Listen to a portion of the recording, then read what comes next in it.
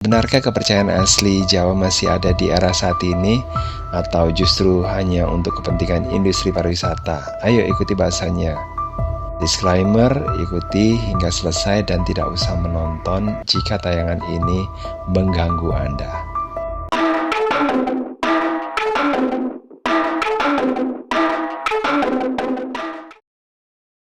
Masa transisi dari Hindu-Buddha ke Islam di Jawa adalah periode yang kompleks, di mana masyarakat mengalami perubahan besar dalam aspek sosial, budaya, dan agama. Meskipun Islam mulai berkembang pada abad ke-15 dan 16, banyak unsur tradisi Hindu-Buddha yang bertahan menciptakan sintetis yang unik. Dan ada beberapa aspek dari kondisi sosial budaya masyarakat Jawa pada masa transisi ini, yaitu yang pertama adalah proses islamisasi yang bertahap. Islam masuk ke Jawa melalui jalur perdagangan terutama dibawa oleh pedagang dari Gujarat, Persia, dan Arab. Para wali atau wali songo memainkan peran penting dalam menyebarkan Islam. Proses penyebaran agama ini tidak bersifat sangat cepat, melainkan secara bertahap. Para wali menggunakan pendekatan yang akomodatif yang memungkinkan unsur-unsur budaya Hindu-Buddha juga tetap bertahan dalam praktek-praktek lokal. Misalnya seni wayang yang merupakan warisan yang sudah ada sebelumnya dan cukup berkembang di masa Hindu-Buddha tetap digunakan oleh Sunan Kalijaga untuk menyebarkan agama Islam. Cerita-cerita seperti Mahabharata dan Ramayana yang berasal dari tradisi Hindu masih dipertahankan, tetapi dengan penekanan yang sesuai dengan nilai-nilai Islam. Kemudian yang berikutnya, yaitu yang kedua, adalah pengaruh kerajaan Islam awal.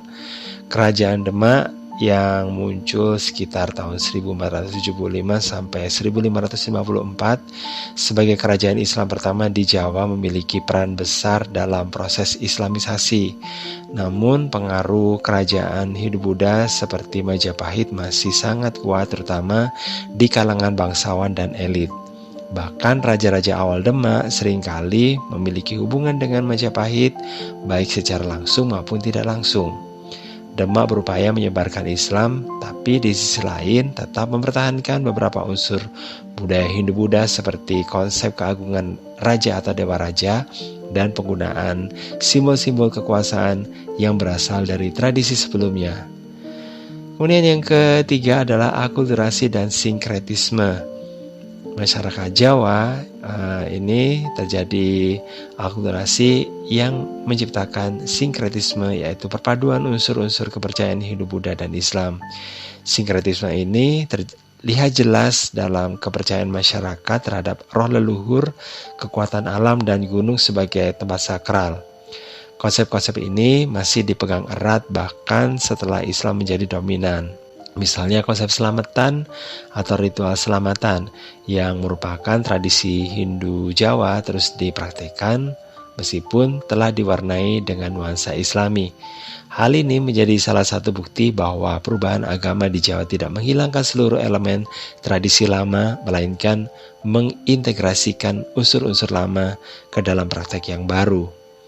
Kemudian yang keempat adalah perubahan struktur sosial. Perubahan agama juga membawa dampak yang cukup menarik ya pada struktur sosial masyarakat. Golongan bangsawan yang sebelumnya terikat erat dengan agama Hindu-Buddha mulai beradaptasi dengan Islam. Tapi mereka tidak sepenuhnya meninggalkan warisan lama mereka. Sebagian bangsawan Jawa terutama yang berasal dari keluarga Majapahit masih mempertahankan identitas budaya Hindu-Buddha mereka di wilayah pedalaman. Sementara Islam yang lebih cepat berkembang di pesisir ini yang merupakan pusat perdagangan.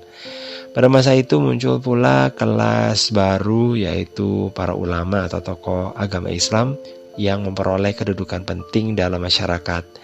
Mereka tidak hanya berperan dalam aspek keagamaan tapi juga dalam politik dan ekonomi.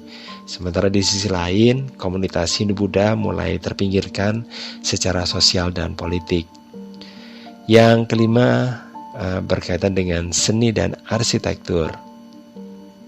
Seni dan arsitektur juga mengalami perubahan yang mencerminkan perpaduan antara budaya Hindu-Buddha dengan Islam. Candi dan arca-arca dari masa hidup Buddha masih banyak ditemukan ya pada masa itu, tetapi di saat yang sama mulai muncul masjid-masjid dengan gaya arsitektur yang khas Jawa seperti Masjid Agung Demak yang dibangun dengan struktur yang unik ya, yang bergaya Jawa, bukan dengan kubah seperti masjid-masjid yang ada di Timur Tengah. Seni rupa seperti batik juga mengalami pengaruh Islam terutama dalam hal motif yang bernuansa Islami seperti kaligrafi dan pola geometris mulai berkembang menggantikan motif-motif yang menggambarkan sosok dewa atau makhluk hidup. Dan yang keenam adalah perubahan dalam pendidikan dan sastra. Pendidikan juga mengalami pergeseran. Jika sebelumnya pendidikan berpusat pada ajaran Hindu-Buddha seperti yang diajarkan di pusat-pusat agama seperti candi dan pertapaan, nah pada masa Islam, pesantren mulai berkembang sebagai pusat pendidikan agama. Di sini santri diajarkan ilmu agama Islam, tetapi unsur-unsur budaya lama masih tetap ada dalam bentuk karya sastra dan ajaran moral. Sastra Jawa pada masa transisi ini juga menunjukkan pengaruh yang kuat dari sisi kedua tradisi tersebut. Karya sastra seperti Serat Centini dan Babat Tanah Jawi menggabungkan cerita-cerita Islam dengan mitologi dan tradisi Hindu-Buddha.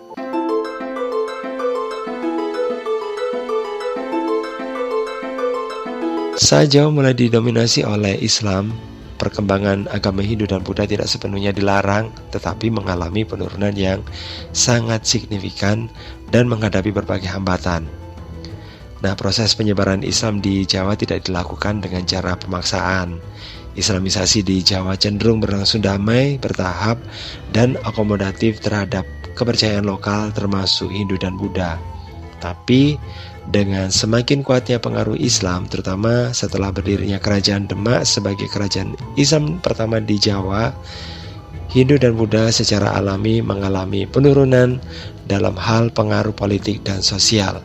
Sebagai contoh, Kerajaan Majapahit yang merupakan kerajaan Hindu-Buddha terbesar di Jawa ini mengalami kemunduran dan akhirnya runtuh digantikan oleh kekuasaan Demak.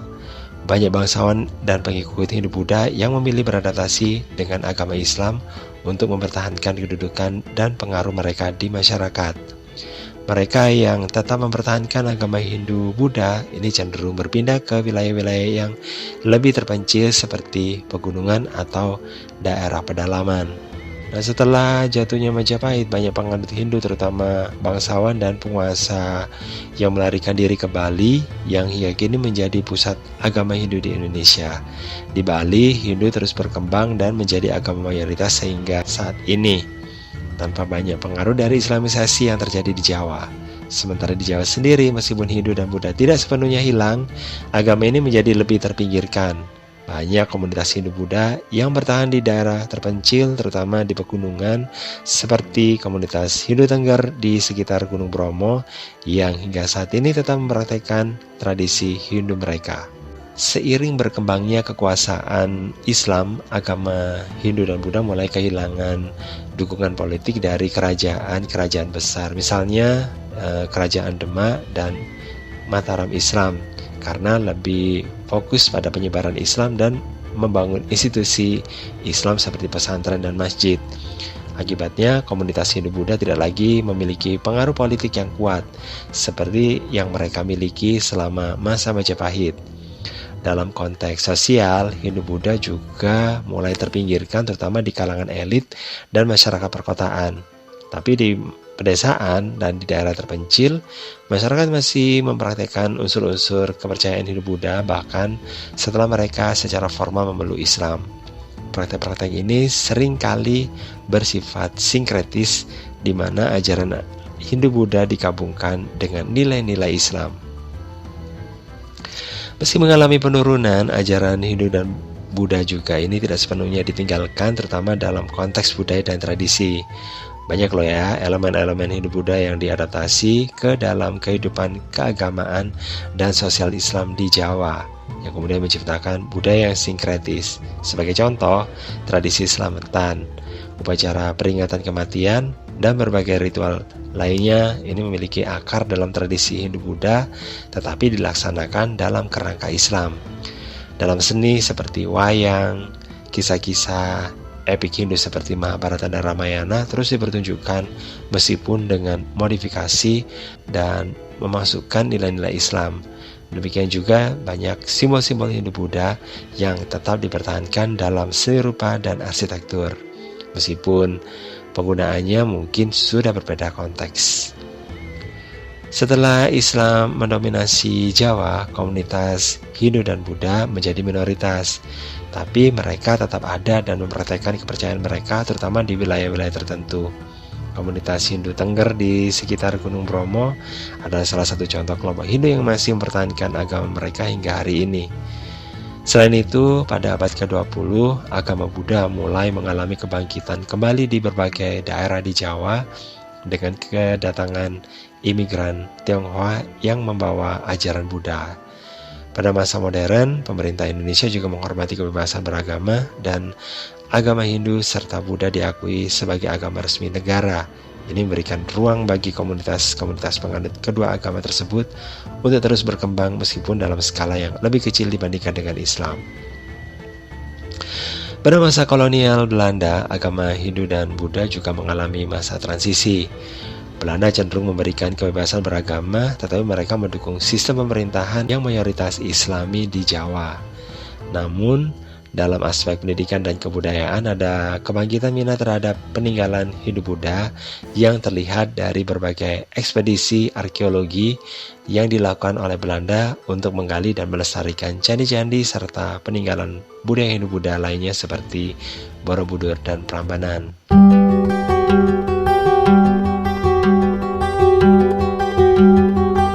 Kepercayaan terhadap leluhur merupakan bagian integral dari budaya Jawa jauh sebelum agama Hindu-Buddha maupun Islam datang. Ketika Jawa mengalami transisi dari Hindu-Buddha ke Islam, kepercayaan leluhur ini tidak hilang tetapi justru bertahan dan bersintetis dengan agama-agama baru termasuk Islam.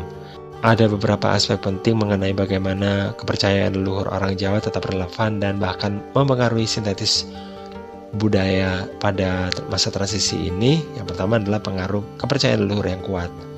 Kepercayaan leluhur atau kejawen mencakup penghormatan kepada roh-roh nenek moyang dan kekuatan-kekuatan alam yang diyakini mempengaruhi kehidupan manusia. Transisi ini melibatkan praktek-praktek seperti memberikan sesaji pada leluhur, melaksanakan upacara-upacara adat, dan menjaga hubungan dengan dunia gaib. Masyarakat Jawa percaya bahwa para leluhur bisa memberikan perlindungan atau justru menyebabkan masalah jika tidak dihormati dengan baik. Kepercayaan ini tetap kuat bahkan setelah datangnya Hindu-Buddha dan kemudian Islam. Saat Islam mulai menyebar di Jawa, banyak orang Jawa yang secara formal menerima Islam tetapi masih mempertahankan keyakinan praktek-praktek leluhur dalam kehidupan sehari-hari. Dan yang kedua adalah sinkretisme kejawen dan Islam. Islam di Jawa mengalami proses akulturasi dengan tradisi-tradisi lokal, termasuk kepercayaan terhadap leluhur. Para wali yang menyebarkan Islam di Jawa, terutama Wali Songo, menggunakan pendekatan yang akomodatif dengan tidak memaksa masyarakat Jawa untuk sepenuhnya meninggalkan tradisi leluhur mereka. Sebaliknya, banyak praktek Islam diadaptasi untuk sesuai dengan kepercayaan lokal. Misalnya konsep selamatan atau ritual selamatan yang berasal dari tradisi penghormatan terhadap roh leluhur dalam agama Hindu-Buddha dan animisme Jawa diintegrasikan ke dalam Islam. Dalam selamatan, masyarakat mengadakan doa bersama untuk keselamatan dan keberkahan sambil tetap mempertahankan tradisi memberikan sesaji kepada leluhur. Upacara ini menjadi simbol sinkretisme kejawen dan Islam di mana doa-doa Islam dipanjatkan tetapi esensinya tetap berkaitan dengan kepercayaan leluhur. Ritual sedekah bumi, nyadran, dan ruatan ini juga merupakan contoh lain dari bagaimana tradisi kejawen yang berakar pada penghormatan kepada leluhur terus dipraktekkan dalam masyarakat Islam Jawa. Dalam tradisi ini, masyarakat melakukan persembahan kepada alam dan leluhur untuk memohon keselamatan, hasil panen yang baik, dan kesejahteraan. Yang ketiga adalah peran kerajaan dan penguasa. Pada masa transisi ini, banyak kerajaan Islam seperti Demak dan Mataram Islam yang juga mempertahankan aspek-aspek kepercayaan leluhur dalam sistem kepercayaan mereka. Ini misalnya para raja Jawa masih sering dianggap memiliki kekuatan spiritual yang berasal dari leluhur mereka, terutama bagi mereka yang mengklaim sebagai keturunan Majapahit. Kemudian konsep wahyu atau kekuatan spiritual yang diturunkan raja menjadi penting dalam legitimasi kekuasaan yang sebagian besar berakar dari tradisi leluhur Jawa. Para penguasa Jawa juga melakukan ritual tradisional yang melibatkan kepercayaan kepada leluhur meskipun mereka sudah memeluk Islam. Ini menjadi bukti bahwa kepercayaan leluhur tetap berpengaruh bahkan di kalangan elit Islam pada masa itu. Yang keempat, kejawen sebagai sistem kepercayaan sinkretis. Kejawen sebagai sistem kepercayaan di Jawa bukan hanya mengacu pada tradisi leluhur, tetapi juga merupakan gabungan dari kepercayaan Hindu-Buddha, Islam, dan leluhur Jawa. Kejawen lebih merupakan pandangan hidup yang menekankan harmoni antara manusia, alam, dan roh-roh leluhur.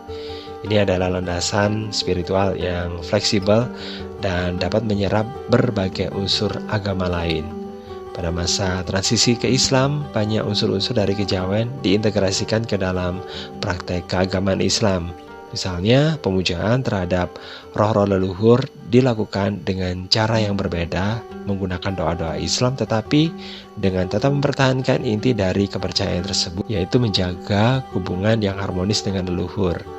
Banyak orang Jawa yang secara formal memeluk Islam tetap menjalankan ritual-ritual kejawen di samping kewajiban agama Islam seperti sholat dan puasa. Yang kelima adalah pengaruh Sufi dalam Islam Jawa. Islam yang masuk ke Jawa memiliki pengaruh kuat dari tasawuf atau Sufisme sebagai cabang mistik Islam yang menekankan kedekatan personal dengan Tuhan melalui praktek spiritual. Sufi cenderung lebih toleran terhadap tradisi lokal, termasuk kepercayaan leluhur dan penghormatan terhadap leluhur.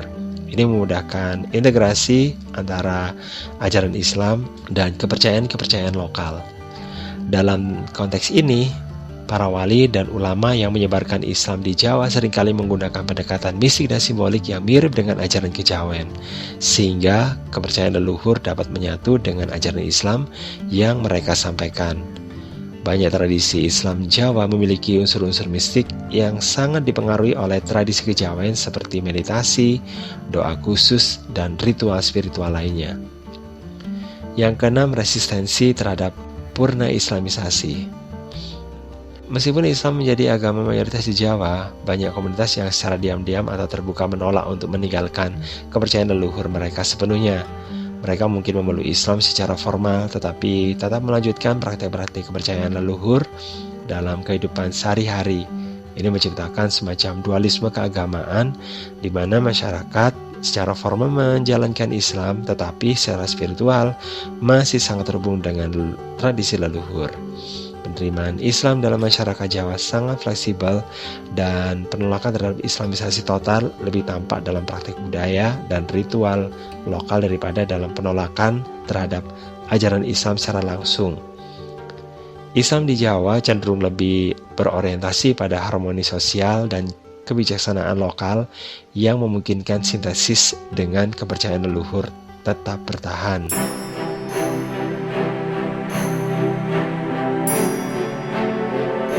Orang Jawa memang kerap menolak disebut sebagai penganut animisme atau dinamisme, meskipun dalam praktek sehari-hari terdapat elemen-elemen yang berkaitan dengan kepercayaan terhadap roh-roh yang mendiami benda alam seperti pohon, batu besar, gunung, atau sungai. Penolakan terhadap label animisme atau dinamisme ini bisa dijelaskan dengan alasan bahwa orang Jawa cenderung lebih memilih untuk mengidentifikasikan kepercayaan mereka sebagai kejawen, suatu sistem kepercayaan yang bersifat sinkretis dan menggabungkan elemen-elemen agama Hindu-Buddha, Islam, serta tradisi leluhur Jawa. Kejawen bukan sekedar animisme atau dinamisme, tetapi lebih merupakan filosofi hidup yang menekan keseimbangan antara manusia, alam, dan kekuatan spiritual. Dalam kejawen, ritual-ritual yang melibatkan pemujaan terhadap roh-roh atau kekuatan alam seringkali dimaknai sebagai cara untuk menjaga harmoni dan keseimbangan antara manusia dan alam semesta, bukan sekedar menyembah roh-roh tersebut. Oleh karena itu, pemahaman bahwa mereka hanya menganut animisme atau dinamisme dianggap terlalu menyederhanakan kepercayaan mereka yang jauh lebih kompleks. Kemudian orang Jawa yang secara formal memeluk agama Islam, Hindu, atau Buddha seringkali merasa bahwa kepercayaan mereka terhadap roh-roh leluhur atau kekuatan alam sudah terintegrasi dengan ajaran agama yang mereka anut. Dengan demikian, praktek-praktek yang mungkin terlihat sebagai animisme atau dinamisme dianggap sebagai bagian dari cara mereka menjalankan agama yang formal, bukan sebagai kepercayaan tersendiri. Misalnya dalam Islam Jawa, tradisi selamatan yang melibatkan pemberian sesaji atau doa untuk roh leluhur sering dipandang sebagai cara untuk memohon perlindungan kepada Allah melalui perantara leluhur. Meskipun ada elemen yang mungkin tampak seperti pemujaan roh, hal ini dipandang dalam kerangka Islam, bukan animisme. Oleh karena itu, mereka tidak menganggap diri mereka sebagai penganut animisme atau dinamisme, melainkan sebagai muslim yang mempraktekkan tradisi lokal. Istilah animisme dan dinamisme seringkali memiliki konotasi negatif atau dianggap sebagai kepercayaan kuno yang primitif. Sejak masa kolonial, para antropolog barat menggunakan istilah tersebut untuk menggambarkan sistem kepercayaan masyarakat adat yang mereka anggap belum berkembang. Hal ini menimbulkan stigma bahwa animisme dan dinamisme adalah bentuk kepercayaan yang lebih rendah dibandingkan dengan agama-agama besar seperti Islam, Hindu, dan Buddha. Oleh karena itu, banyak orang Jawa menolak label tersebut karena mereka tidak ingin dianggap menganut kepercayaan yang primitif atau kuno. Mereka lebih memilih untuk melihat diri mereka sebagai penganut agama resmi yang juga menghormati tradisi leluhur daripada dianggap sebagai penganut animisme atau dinamisme. Kemudian praktik-praktik sebagai pemujaan di pohon besar atau batu atau gunung dalam tradisi Jawa seringkali lebih bersifat simbolik dan ritualistik daripada merupakan penyembahan langsung terhadap objek-objek tersebut. Dalam pandangan orang Jawa, tempat-tempat atau benda-benda tersebut seringkali dianggap memiliki kekuatan gaib atau sebagai tempat kediaman roh leluhur, tetapi tidak berarti bahwa mereka menyembah benda tersebut secara harfiah.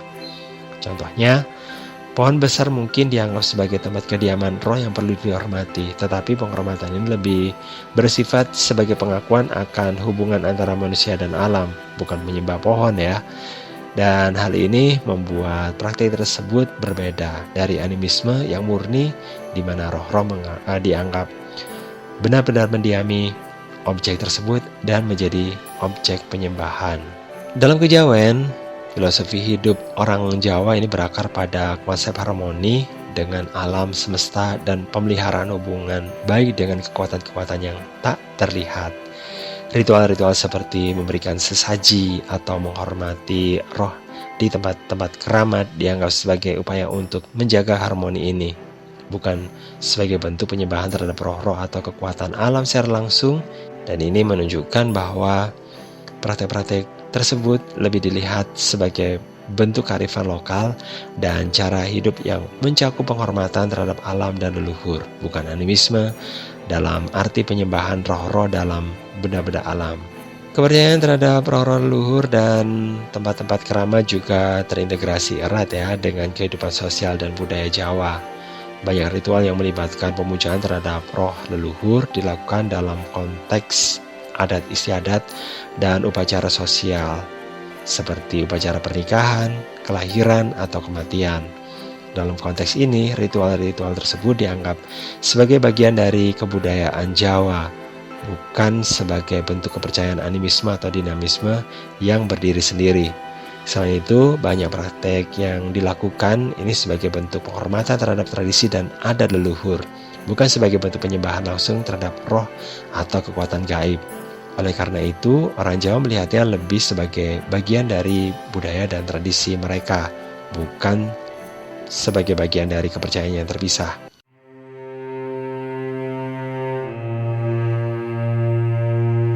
Kepercayaan yang berkembang di Jawa terutama setelah masa transisi dari Hindu-Buddha ke Islam adalah hasil dari proses panjang interaksi dan akulturasi dengan berbagai pengaruh agama dan budaya yang datang dari luar, termasuk Hindu, Buddha, dan Islam. Jadi sulit untuk mengatakan bahwa kepercayaan tersebut sepenuhnya asli Jawa atau sudah dimodifikasi dengan Islam. Pada kenyataannya, kepercayaan Jawa yang ada sekarang merupakan hasil sintetis yang rumit antara tradisi lokal asli dengan pengaruh agama-agama besar.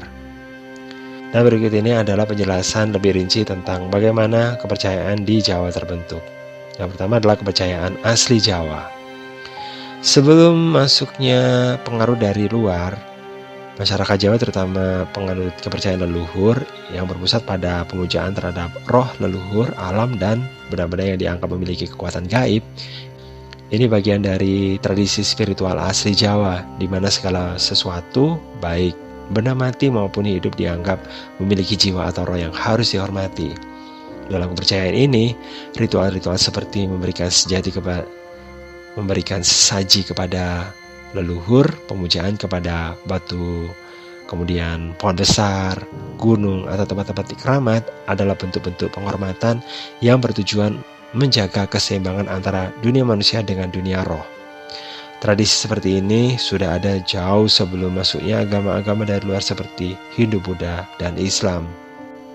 Yang kedua adalah pengaruh Hindu-Buddha.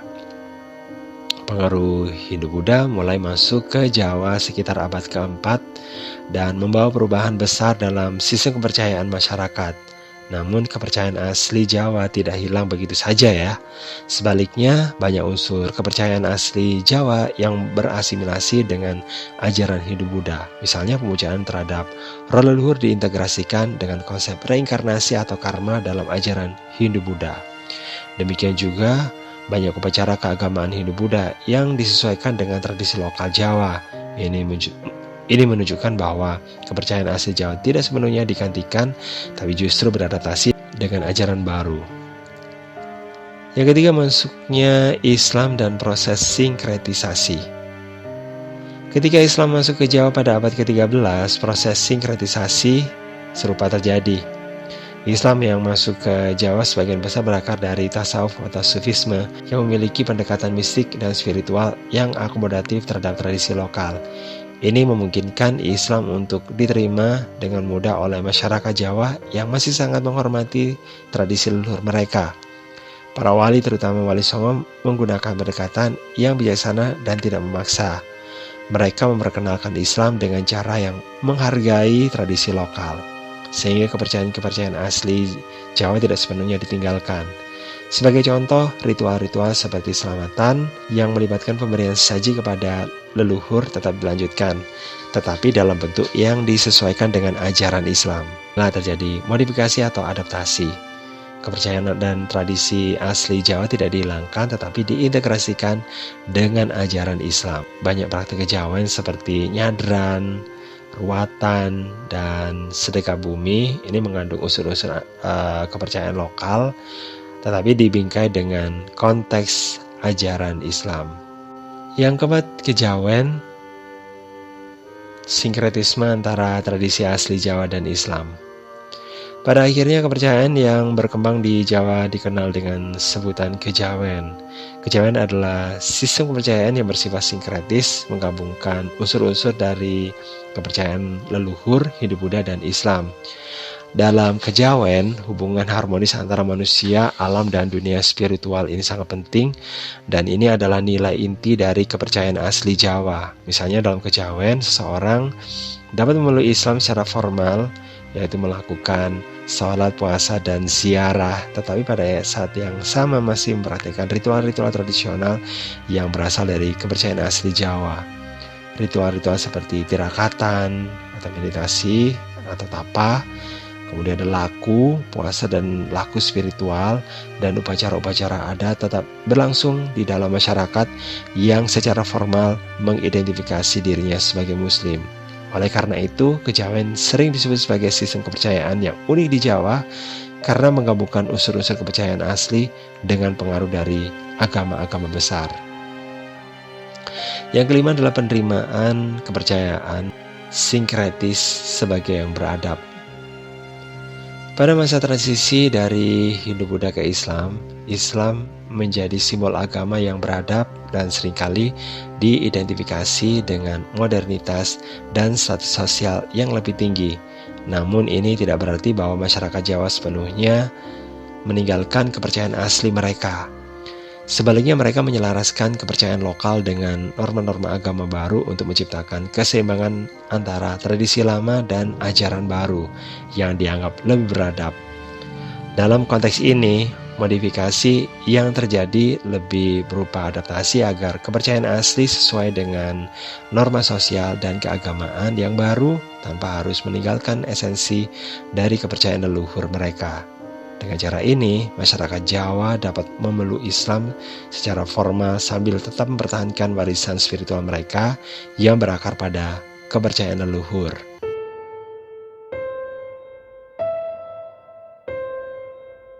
Kepercayaan lokal Jawa termasuk unsur-unsur tradisi leluhur ini mengalami perkembangan yang lebih pesat pada masa Islam daripada masa Hindu-Buddha.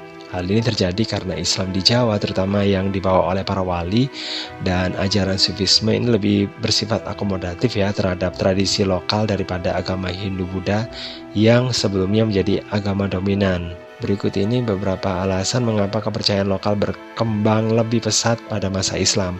Yang pertama, pendekatan akomodatif Islam terhadap tradisi lokal. Ketika Islam masuk ke Jawa, para wali khususnya Wali Songo menggunakan pendekatan yang bijaksana dan tidak memaksa masyarakat untuk meninggalkan tradisi mereka sepenuhnya. Ajaran Islam disebarkan dengan cara yang menghormati dan menyerap tradisi-tradisi lokal yang sudah ada. Kepercayaan, pemujaan leluhur dan roh-roh alam tidak serta-merta dihapus, melainkan disesuaikan dengan ajaran Islam.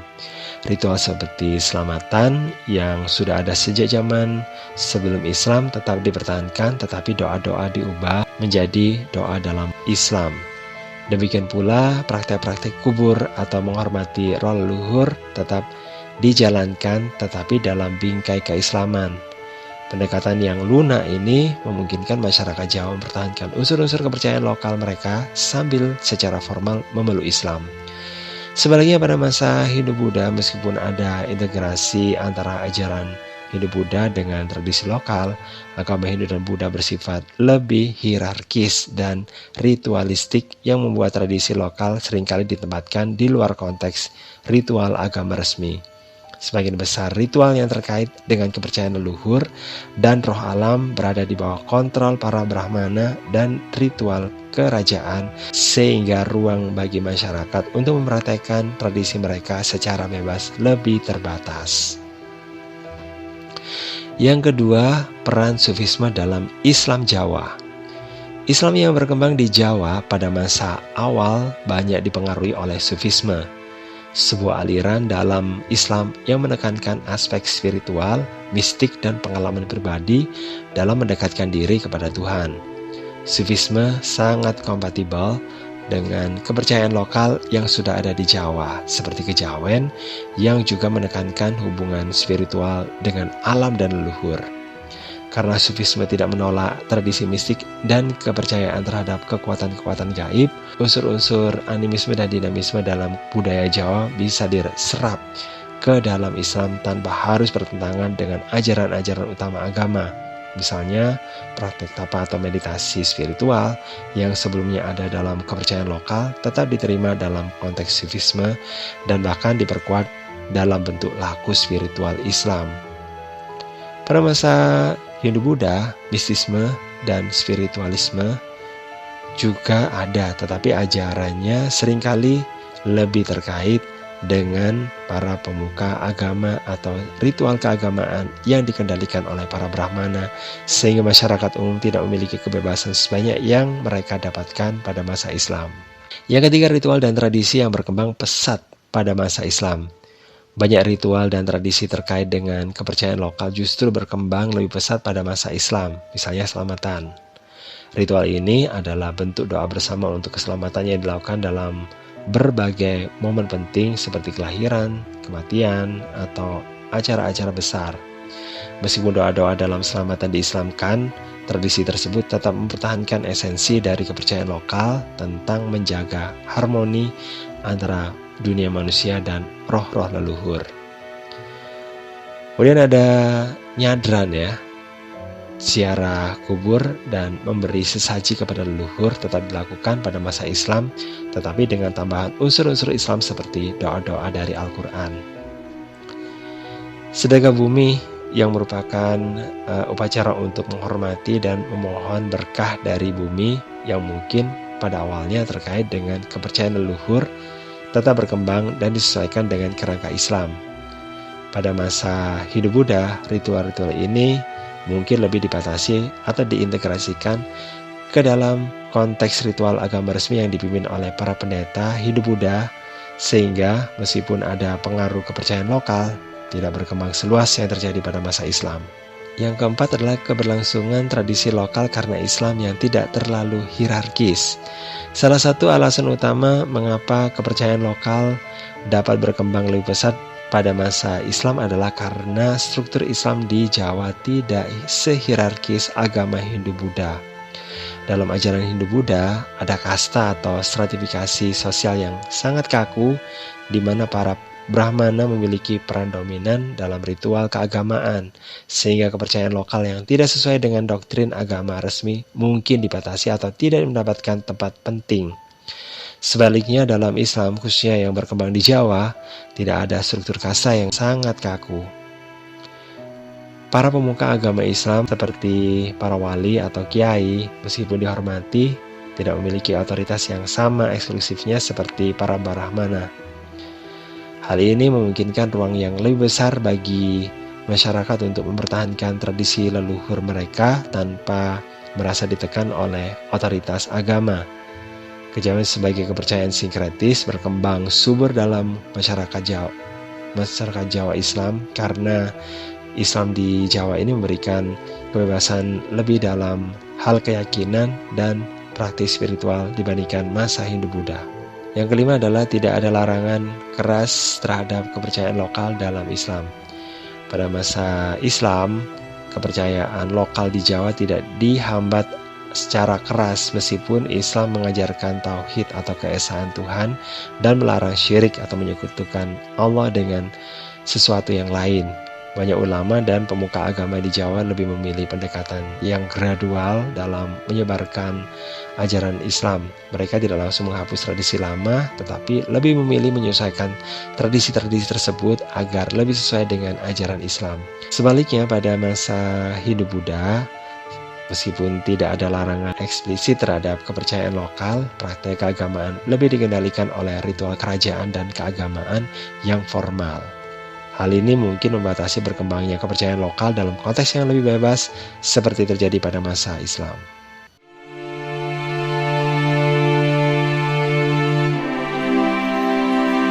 Dalam konteks sejarah di Jawa, Islam secara umum menunjukkan sikap yang lebih toleran dan akomodatif terhadap kepercayaan leluhur dibandingkan dengan masa kerajaan Hindu-Buddha.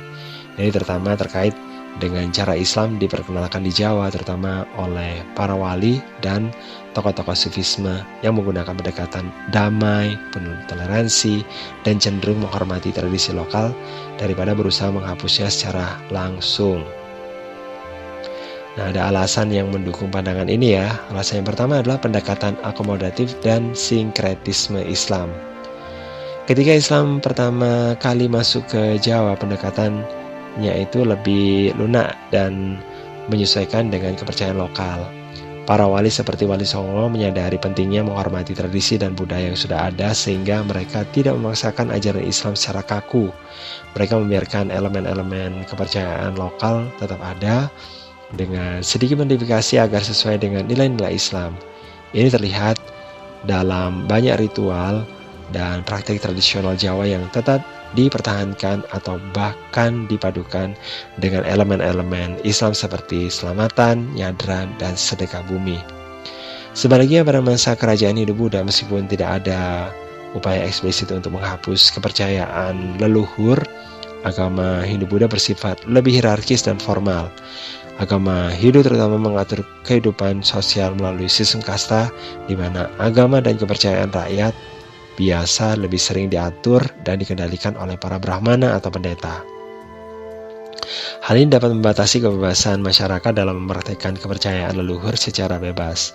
Meskipun beberapa unsur kepercayaan lokal tetap diintegrasikan ke dalam ritual keagamaan Hindu-Buddha.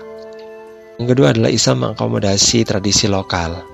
Islam di Jawa, terutama dalam bentuk kejawen, sangat mengakomodasi tradisi leluhur.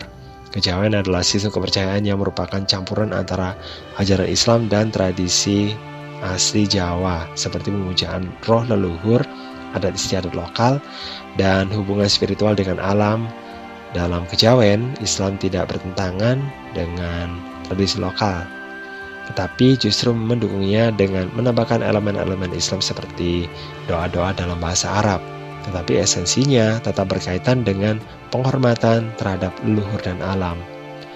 Sementara itu pada masa Hindu-Buddha, tradisi dan kepercayaan lokal cenderung terintegrasikan ke dalam struktur keagamaan resmi kerajaan, sehingga kepercayaan asli masyarakat lebih terikat kepada ritual kerajaan atau dikendalikan oleh pemuka agama yang memiliki peran sentral dalam mengatur praktek-praktek keagamaan. Sementara unsur-unsur lokal tetap ada, mereka seringkali menjadi bagian dari ritual yang lebih besar yang dikelola oleh elit agama. Alasan yang ketiga adalah toleransi terhadap praktik spiritual pribadi. Islam yang berkembang di Jawa, terutama melalui ajaran tasawuf atau sufisme, lebih mengedepankan hubungan spiritual pribadi antara individu dan Tuhan. Ini sejalan dengan praktek spiritual lokal Jawa yang menekankan hubungan individu dengan roh leluhur atau kekuatan alam. Para ulama dan tokoh-tokoh Islam di Jawa tidak menekankan praktek spiritual tradisional selama praktek tersebut tidak secara terang-terangan bertentangan dengan ajaran inti Islam, yaitu tauhid. Di sisi lain, agama Hindu-Buddha pada masa kerajaan cenderung lebih ritualistik dan berfokus pada formalitas upacara yang dikendalikan oleh para pendeta Hindu-Buddha dan elit kerajaan. Hal ini membuat masyarakat biasa lebih sulit untuk mempraktikkan spiritual mereka secara independen atau di luar kontrol otoritas agama yang ada. Alasan yang keempat adalah kontinuitas tradisi leluhur dalam Islam Jawa. Sejumlah praktek leluhur yang berasal dari kepercayaan asli Jawa ini terus dipertahankan pada masa silam. Ini termasuk juga praktek seperti pemujaan roh leluhur, kesajen, dan ziarah ke tempat-tempat keramat yang tetap dihormati dan dijalankan dengan sedikit modifikasi. Sementara itu pada masa kerajaan Hindu-Buddha, meskipun tradisi ini tidak sepenuhnya dihapus, aturan-aturan ini harus dikendalikan oleh otoritas agama.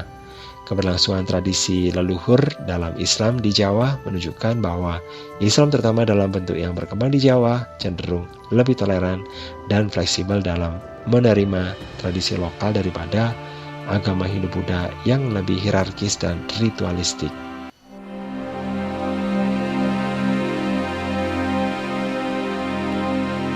Kepercayaan terhadap leluhur di Jawa saat ini lebih cenderung dipraktikkan dalam dua dimensi, yaitu sebagai budaya dan sebagai bentuk kepercayaan atau spiritual atau religi. Keduanya bisa saling tumpang tindih, tetapi bagaimana seseorang memandang dan menjalankan kepercayaan terhadap leluhur ini tergantung pada konteks individu dan komunitasnya. Dan gambarannya adalah sebagai berikut ya. Kepercayaan leluhur sebagai budaya. Bagi banyak orang di Jawa, kepercayaan yang terkait dengan penghormatan leluhur telah menjadi bagian dari tradisi budaya yang dipertahankan sebagai warisan. Ini lebih terkait dengan identitas Jawa daripada keyakinan agama yang mendalam. Sebagai contohnya, ritual nyadran. Ritual ini adalah ritual tahunan ziarah kubur yang biasanya dilakukan menjelang Ramadan. Di sisi lain, masyarakat membersihkan makam leluhur dan memberikan doa. Banyak yang memandang nyadran sebagai bagian dari tradisi budaya untuk menghormati leluhur tanpa terikat pada dogma agama tertentu. Sementara generasi muda yang ikut melakukannya mungkin melakukannya itu lebih sebagai bentuk penghormatan terhadap tradisi keluarga dan nilai-nilai lokal, bukan karena alasan spiritual yang kuat. Kemudian kepercayaan leluhur sebagai religi. Di sisi lain, ada juga komunitas-komunitas di Jawa yang masih menjalankan kepercayaan terhadap leluhur sebagai bentuk religi atau spiritualitas. Ini terutama dalam praktek kejawen, yang merupakan sistem kepercayaan sinkretis yang menggabungkan unsur-unsur Islam, Hindu, Buddha, dan juga kepercayaan leluhur. Di sini kejawen masih dianut oleh beberapa orang sebagai cara untuk menjalankan spiritual mereka ya. Dalam kejawen, hubungan dengan leluhur dan alam sangat penting. Orang-orang yang mempraktikkan kejawen seringkali melakukan ziarah ke makam leluhur, melakukan ritual untuk meminta restu dari leluhur, atau mencari kekuatan spiritual melalui meditasi atau tapa, dan praktek mistik lainnya. Kemudian ritual-ritual spiritual di tempat keramat. Beberapa orang di Jawa masih percaya bahwa roh leluhur bisa memberikan bimbingan atau berkah. Mereka mungkin mengunjungi tempat-tempat keramat seperti pohon besar, gunung, atau mata air yang diyakini dihuni oleh roh leluhur atau makhluk gaib. Tradisi ini bukan sekedar budaya, melainkan praktik spiritual yang aktif bagi mereka yang percaya bahwa roh leluhur masih memiliki pengaruh terhadap kehidupan sehari-hari. Meskipun secara formal banyak masyarakat Jawa memeluk agama Islam, Hindu, atau Kristen, bagi sebagian orang unsur-unsur kepercayaan leluhur tetap hidup sebagai bagian dari spiritual pribadi mereka. Nah, mereka mungkin menjalankan ibadah agama resmi, tetapi pada saat yang sama masih mempertahankan kepercayaan dan praktek kejawen yang terfokus pada leluhur dan kekuatan gaib.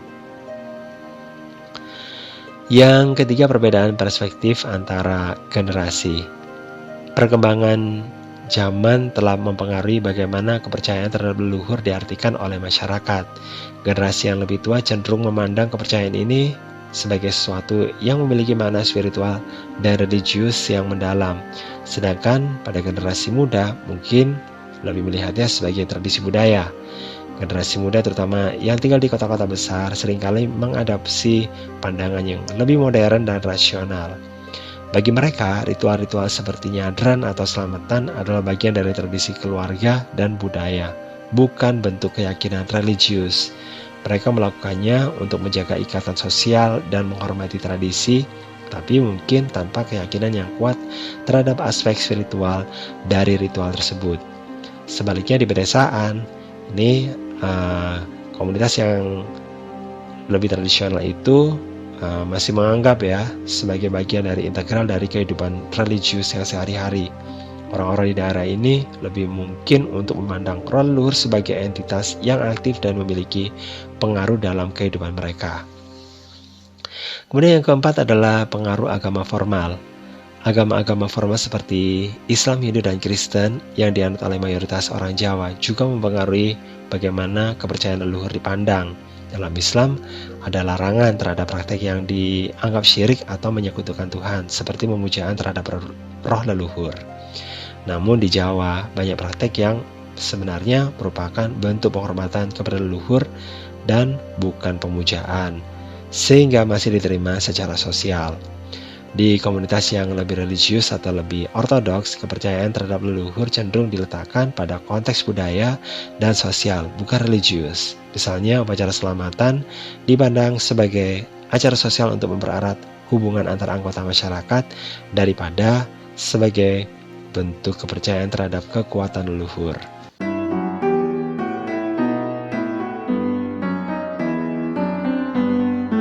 Kepercayaan terhadap leluhur di Jawa yang masih bertahan hingga saat ini tidak sepenuhnya berkembang karena ketidakmampuan individu untuk beradaptasi dengan Islam, melainkan lebih merupakan bagian dari proses sejarah panjang sinkretisme antara Islam dan tradisi lokal Jawa. Islam yang masuk ke Jawa pada awalnya memang menggunakan pendekatan yang akomodatif terhadap budaya lokal termasuk kepercayaan terhadap leluhur. Dan ini membentuk identitas Islam Jawa yang khas. Tapi jika ada anggapan bahwa kepercayaan terhadap leluhur berkembang karena adanya orang Islam yang menafsirkan sesuai dengan keinginan sendiri, atau karena kesulitan beradaptasi dengan Islam secara keseluruhan, nah ini bisa dijadikan alasan. Ini yang pertama adalah pengaruh sinkretisme sejak awal pengaruh Islam. Sejak awal, Islam di Jawa tidak datang sebagai ajaran yang sepenuhnya menolak tradisi lokal. Sebaliknya, para penyebar Islam seperti Wali Songo menggunakan pendekatan yang akomodatif dengan memadukan ajaran Islam dengan kepercayaan lokal yang sudah ada, termasuk penghormatan kepada leluhur dan kekuatan-kekuatan alam.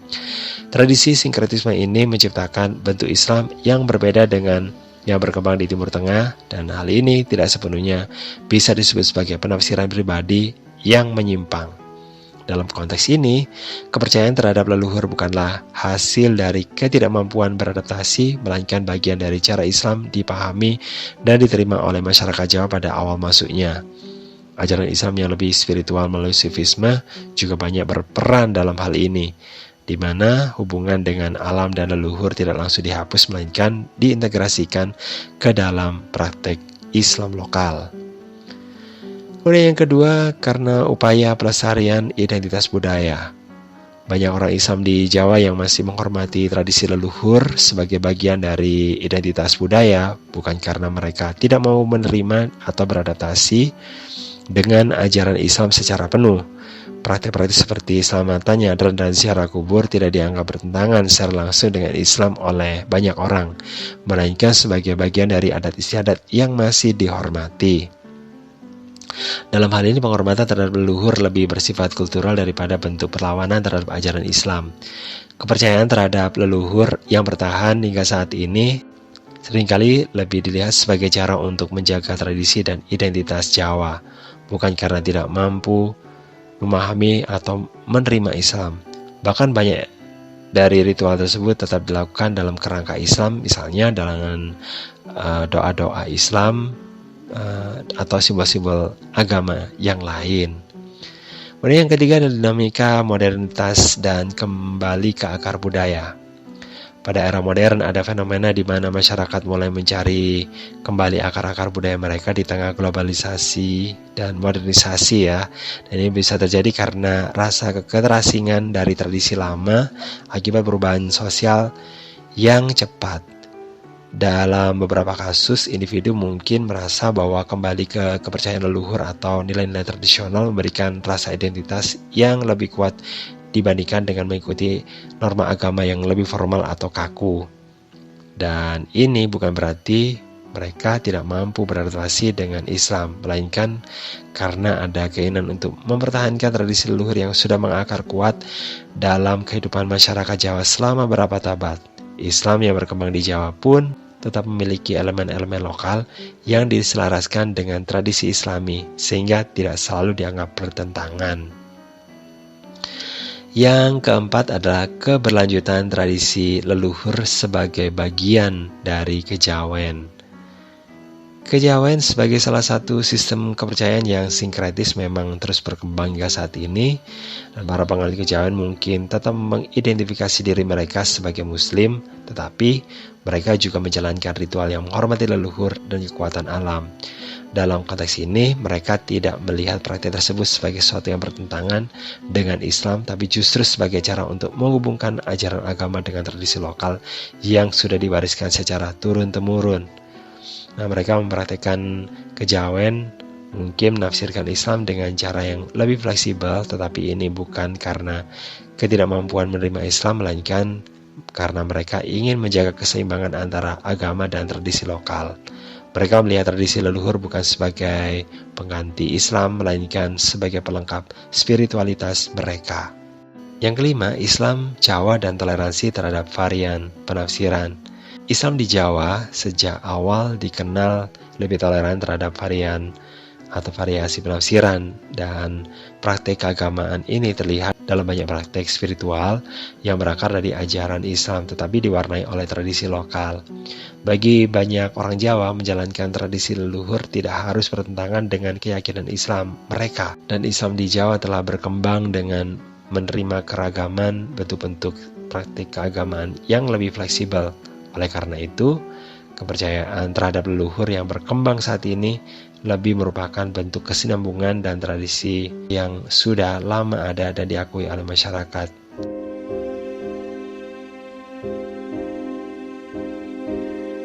Fenomena masyarakat Jawa yang seringkali lebih mengutamakan tradisi seperti selamatan dibandingkan dengan praktik-praktik inti dalam Islam seperti salat dapat dijelaskan sebagai berikut ya. Yang pertama, pengaruh sinkretisme dalam Islam Jawa. Sejak awal penyebaran Islam di Jawa, para penyebar khususnya Wali Songo menggunakan pendekatan yang akomodatif terhadap budaya dan tradisi lokal. Mereka tidak serta-merta menghapus praktek-praktek tradisional, melainkan mengintegrasikan unsur-unsur Islam ke dalam budaya Jawa. Selamatan sebagai salah satu contoh tradisi yang diwariskan dari era sebelum Islam menjadi bagian penting dari kehidupan sosial masyarakat Jawa dan disesuaikan dengan nuansa Islami.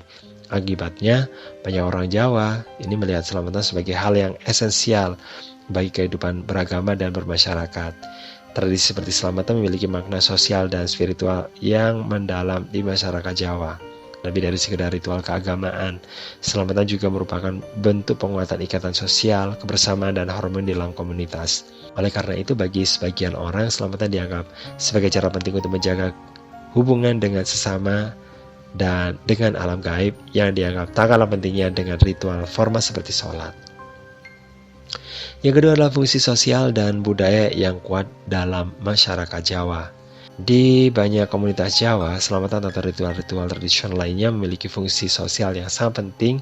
Selain dianggap sebagai sarana untuk memohon berkah atau keselamatan, selamatan juga mempererat hubungan antara individu dalam masyarakat. Kegiatan ini sering melibatkan seluruh komunitas di mana orang-orang berkumpul, berdoa, makan bersama, dan saling berbagi. Hal ini memperkuat solidaritas dan kebersamaan dalam komunitas yang dianggap sangat penting dalam budaya Jawa. Sebaliknya, praktek sholat adalah bentuk ibadah yang lebih bersifat individual meskipun dilaksanakan berjamaah. Bagi sebagian masyarakat yang lebih mementingkan harmonisasi sosial, selamatan dianggap lebih relevan dalam konteks menjaga hubungan sosial yang baik. Kemudian yang ketiga adalah warisan budaya dan tradisi leluhur. Praktek-praktek seperti selamatan telah menjadi bagian dari tradisi masyarakat Jawa sebelum masuknya Islam. Praktek-praktek ini terkait dengan kepercayaan leluhur, di mana penghormatan terhadap leluhur, roh, dan kekuatan alam menjadi pusat kehidupan spiritual. Ketika Islam datang, tradisi-tradisi ini tidak hilang, melainkan diadaptasi ke dalam konteks keagamaan baru. Oleh karena itu, selamatan dan ritual-ritual serupa memiliki akar budaya yang sangat dalam dan meninggalkannya dianggap sebagai mengabaikan warisan leluhur. Bagi masyarakat yang sangat menghargai tradisi, menjaga keberlanjutan adat istiadat seperti selamatan dianggap sebagai bagian yang penting dibandingkan mematuhi sepenuhnya ajaran Islam yang dianggap sebagai pendatang baru dalam sejarah panjang mereka. Kemudian yang keempat adalah pemahaman yang berbeda tentang ajaran Islam.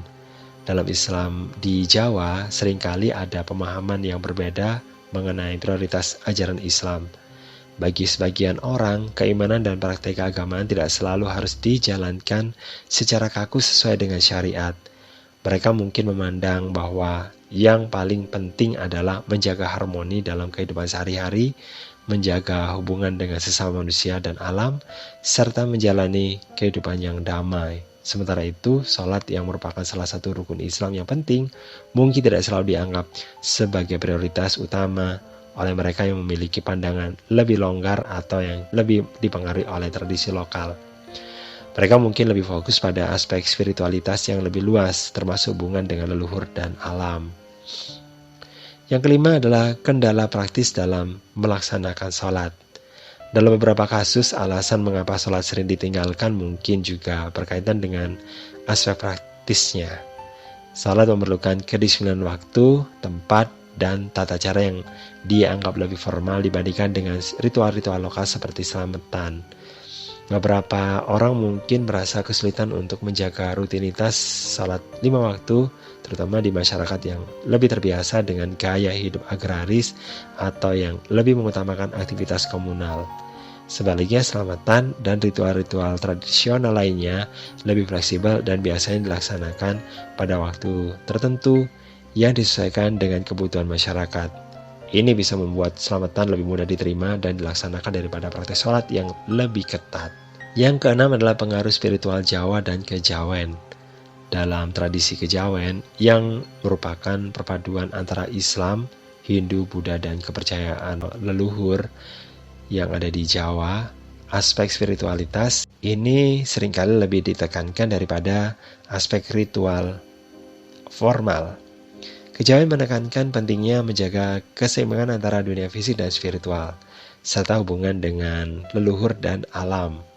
Bagi penganut kejawen, ritual-ritual seperti selamatan seringkali lebih penting sebagai sarana untuk mencapai harmonisasi spiritual dan sosial daripada praktek sholat yang mungkin dianggap lebih formal dan terikat pada aturan-aturan kaku. Dalam kejawen, tujuan akhir spiritualitas adalah mencapai ketenangan batin dan hubungan yang harmonis dengan alam semesta, yang tidak selalu terfokus pada pelaksanaan ritual formal seperti sholat. Yang ketujuh adalah pengaruh komunitas dan tradisi keluarga. Bagi banyak orang Jawa, praktek agama dan tradisi sangat dipengaruhi oleh komunitas dan keluarga. Jika dalam sebuah komunitas atau keluarga besar, selamatan dan tradisi leluhur dianggap sangat penting, maka anggota komunitas cenderung mengikuti norma tersebut. Adapun praktek sholat mungkin lebih dipandang sebagai tanggung jawab pribadi yang kurang mendapatkan perhatian sosial. Dalam masyarakat yang sangat komunal seperti di Jawa, norma sosial ini seringkali lebih kuat daripada ajaran agama yang formal. Karena itu mengikuti ritual-ritual yang melibatkan banyak orang seperti selamatan dianggap lebih penting karena berkaitan dengan hubungan sosial yang lebih luas.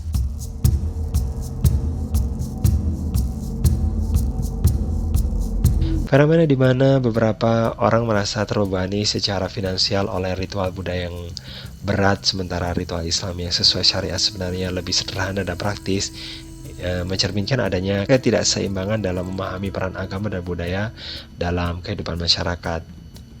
Alasan mengapa hal ini terjadi dan bagaimana konteks tersebut itu bisa dipahami, nah ini ya, ada alasannya. Yang pertama adalah kesalahpahaman antara ritual agama dan budaya. Salah satu alasan utama mengapa sebagian orang merasa terbebani oleh pengeluaran untuk ritual adalah karena adanya percampuran antara ritual budaya dan agama.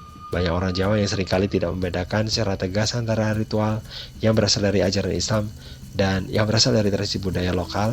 Nah, misalnya acara selamatan ya, dan ritual-ritual yang lainnya yang memerlukan biaya yang besar malah dianggap sebagai bagian dari kewajiban agama. Padahal sebenarnya banyak dari tradisi tersebut ini sudah bercampur ya dengan agama. Dalam Islam, syariat sebenarnya menawarkan ritual yang sangat sederhana seperti sholat, puasa, zakat, dan haji yang masing-masing memiliki ketentuannya yang jelas. Zakat misalnya hanya diwajibkan bagi orang yang mampu, dan itu pun dengan jumlah yang sudah ditentukan. Sementara itu pengeluaran besar untuk acara seperti selamatan atau peringatan hari-hari tertentu seringkali merupakan tuntutan budaya, bukan ajaran agama.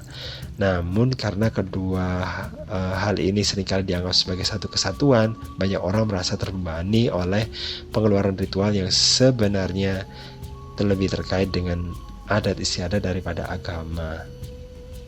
Alasan yang kedua adalah tekanan sosial dalam masyarakat komunal.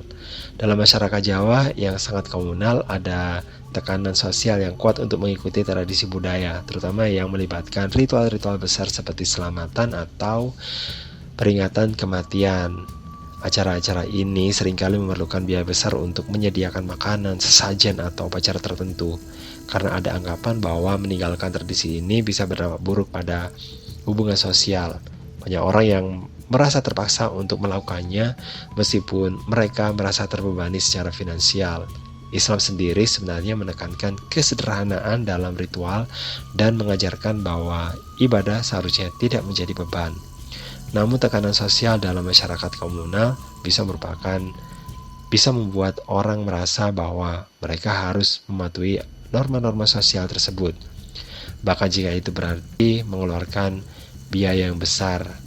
Inilah yang membuat beberapa orang merasa bahwa ajaran Islam membuat mereka tidak bisa kaya, padahal yang sebenarnya memberatkan adalah norma budaya yang sudah bercampur dengan agama. Alasan yang ketiga adalah misinterpretasi kewajiban dalam Islam.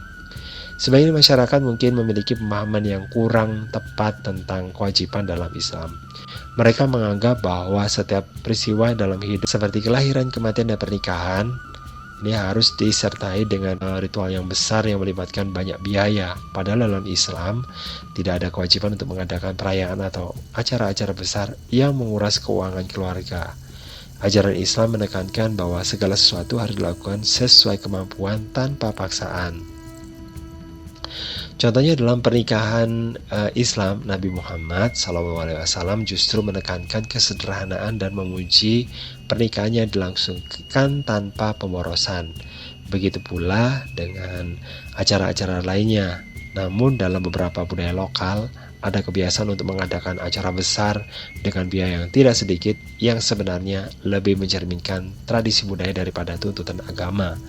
Misinterpretasi ini yang membuat orang-orang berpikir bahwa mereka harus mengikuti tuntutan tersebut meskipun berat secara finansial. Alasan yang keempat adalah pengaruh gengsi dan status sosial. Dalam banyak kasus, acara-acara besar seperti selamatan, pernikahan, dan sebagainya itu juga dipengaruhi oleh faktor gengsi dan status sosial. Di masyarakat Jawa, seperti halnya di banyak budaya lainnya, ada anggapan bahwa semakin besar dan mewah suatu acara, semakin tinggi status sosial seseorang. Hal ini seringkali membuat orang merasa harus mengadakan acara yang besar dan mewah, meskipun itu tidak diwajibkan oleh agama. Gengsi dan tekanan sosial ini membuat orang merasa harus mengeluarkan biaya besar untuk ritual tersebut. Padahal, dalam ajaran Islam, ritual ibadah yang sederhana dan khusyuk justru lebih diutamakan.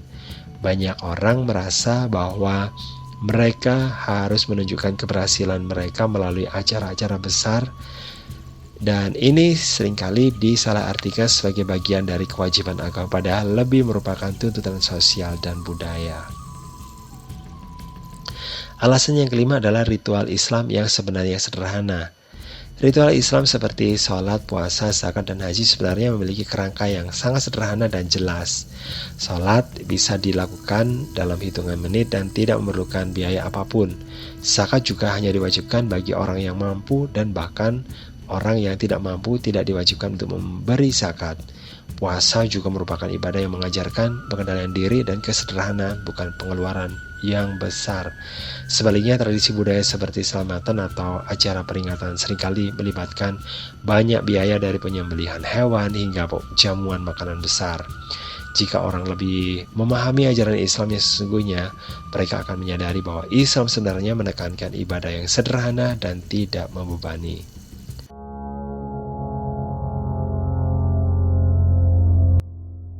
Kebangkitan kepercayaan terhadap leluhur di Jawa, meskipun tidak sepenuhnya disebabkan oleh kesuksesan Bali di bidang pariwisata, mungkin memang dipengaruhi oleh beberapa faktor yang terkait dengan hal yang serupa, termasuk keinginan untuk mempromosikan budaya dan tradisi lokal.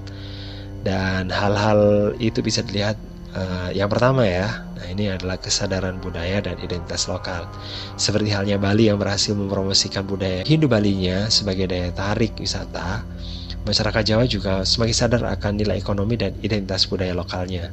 Bali telah membuktikan bahwa wisata berbasis budaya bisa menjadi sektor yang sangat menguntungkan, sehingga ada kecenderungan di Jawa untuk melihat tradisi leluhur sebagai sumber daya yang bisa dioptimalkan. Dengan kebangkitan tradisi kejawen, ritual-ritual leluhur, dan festival-festival budaya, masyarakat Jawa mungkin berharap bisa menonjolkan warisan budaya mereka yang kaya untuk tujuan pariwisata dan ekonomi. Yang kedua adalah tuntutan pasar pariwisata budaya. Pariwisata berbasis budaya semakin diminati di kalangan wisatawan baik lokal maupun mancanegara. Keberhasilan Bali menunjukkan bahwa wisata berbasis budaya yang kuat dapat menciptakan daya tarik tersendiri. Di Jawa, khususnya di Yogyakarta dan Solo, sudah ada upaya untuk mengembangkan pariwisata berbasis budaya yang terkait dengan tradisi Jawa seperti keraton, batik, wayang, dan ritual-ritual adat. Kegiatan tradisi leluhur bisa dilihat sebagai salah satu cara untuk memperkuat citra Jawa sebagai pusat budaya yang unik, serupa dengan bagaimana Bali mengelola dan mempromosikan ritual serta tradisi Hindunya. Yang ketiga adalah pengaruh globalisasi dan kebangkitan identitas lokal. Globalisasi seringkali memicu reaksi kebangkitan identitas lokal sebagai respon terhadap homogenisasi budaya global.